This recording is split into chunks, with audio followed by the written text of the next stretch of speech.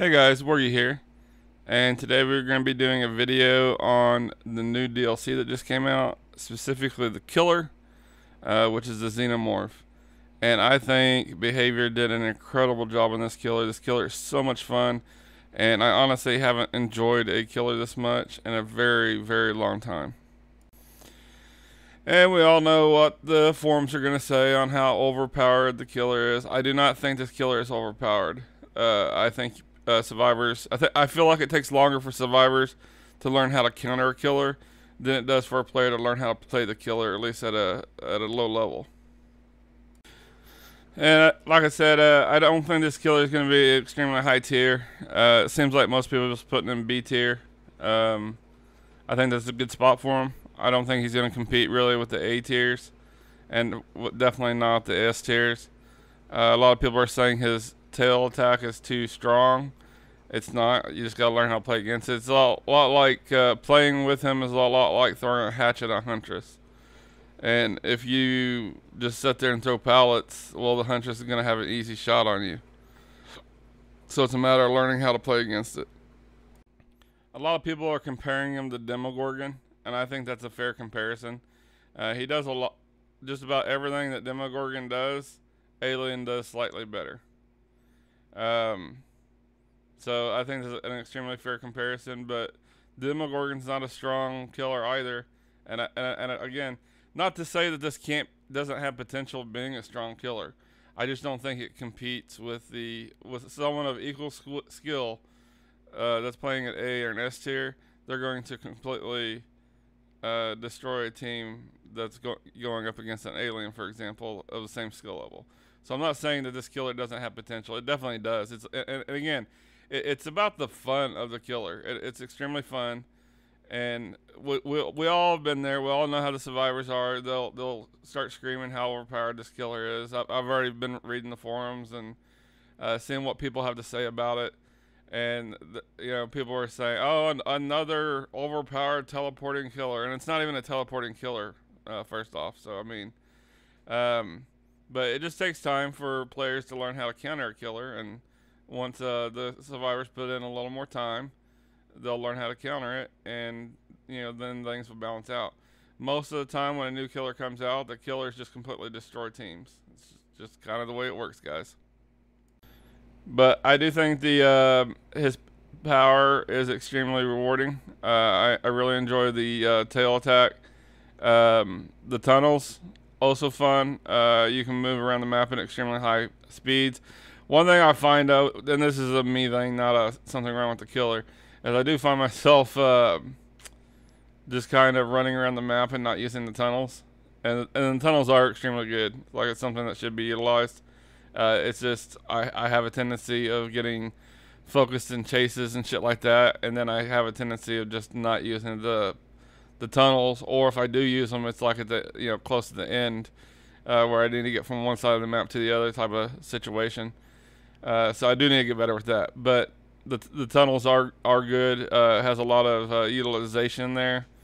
I mean, honestly, guys, I don't have a whole lot of complaints on anything to do with this killer. Like, I think this killer is extremely well designed, and trust me, I do not like the last three killers. The last killer that I have even slightly enjoyed was Dredge, and I say that being very generous. Let's just put it that way. It's been a long time since they put out a killer that I'm like, wow, this killer's insane. I love it. And it's not that it's an overpowered killer. I could care less if that it's overpowered or not. It's all about fun for me. And this killer is fun. And I know there's going to be survivors that complain, but survivors complain about everything anyway, so I just learned to ignore all that shit. Another thing that I really do enjoy about this DLC is the map. And trust me, guys, I would have to really sit and think on a map that I'm like, man, I really enjoyed this map. There's not a whole lot of maps that I really care one way or the other.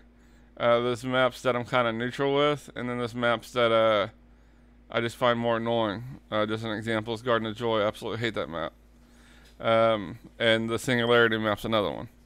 So I'm not someone that just likes maps. Let's just put it that way. But this map, I really do enjoy. Like, this might be the first map where I'm like, Like I'm excited when I get it. It's fun. I feel like it's very well balanced too. I don't think it's like a killer or survivor sided map necessarily. Like there's parts in the map where it could probably lean towards a killer or towards a survivor, depending on where you're at in the map. But I think if you evaluate the entire map as a whole, I think this is a really well balanced map for both sides. And I guess if I had to put one complaint out, I don't think his perks are really all that great. But there's so many damn perks in this game, guys, that a killer having some weak perks isn't really that big of an issue. And you know, there are times where you might be able to get some pretty decent utilization from his perks. I mean, I adept. This is the match you're watching right now. Is me adepting my very first match. I went ahead and went for an adept. Very first match, bam, done. So maybe I just haven't evaluated these perks very well. But I did go against a pretty weak group. I will admit that. I didn't get a whole lot of utilization from his perks. I really feel like it was me basically 4K'ing with no perks. Because I do remember I opened the locker once to utilize the one perk where it makes them scream and reveal their location. But outside of that, I'm not sure if I got a whole lot of use. I probably got some use out of the haste one, just by default. That's going to happen if you attack people, basically.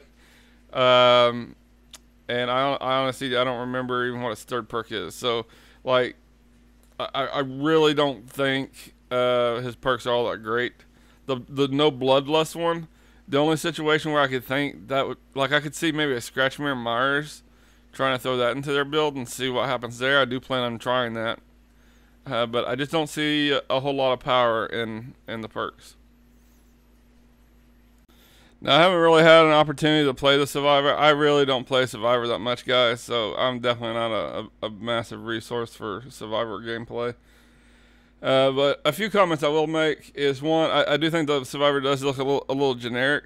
They did not get the likeness of the actor, so it's not based on the actual real-life counterpart. Again, I don't know a whole lot about her perks. Other than I do know the one where you can put the like little bomb on the pallet. That one's, I can see a lot of potential in that perk actually. And again, I'm going off 100% it being used against me. But it does have a decent slowdown. So I mean, when you factor in, okay, one, the killer has to break the pallet, then the bomb goes off, then it slows them. You're talking about a pretty massive distance that you're gaining.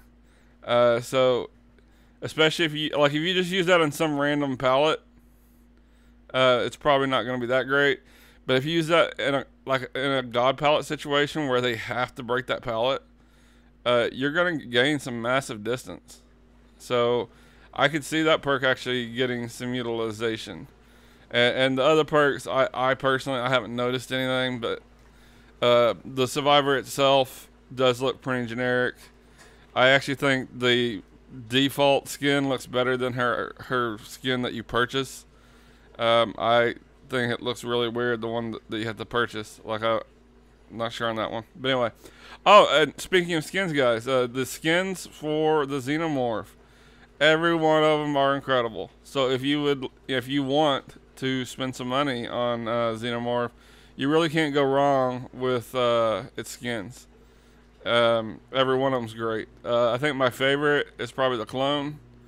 The queen's great too, though, and even the grid looks really nice. If I had to rank them, I'd probably say clone's my favorite, followed by queen, and then followed by grid. Every one of them's good. So just because one's in last place doesn't mean it's bad.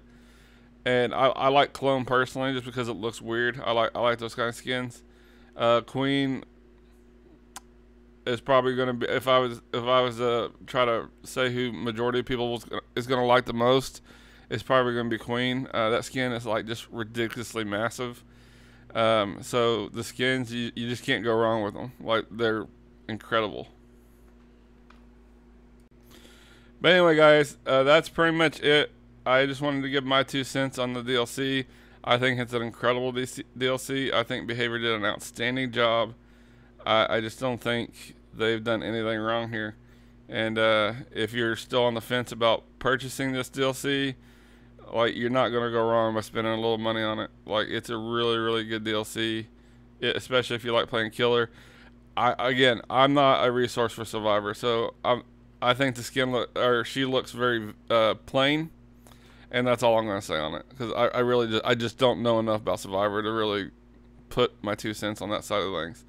But as far as the killer, this is the best one that's been put out in a very long time, and I've been playing for a long time, so I've been around for just about every DLC, and I'm very happy and very pleased with what they've done here. Like this is just incredible.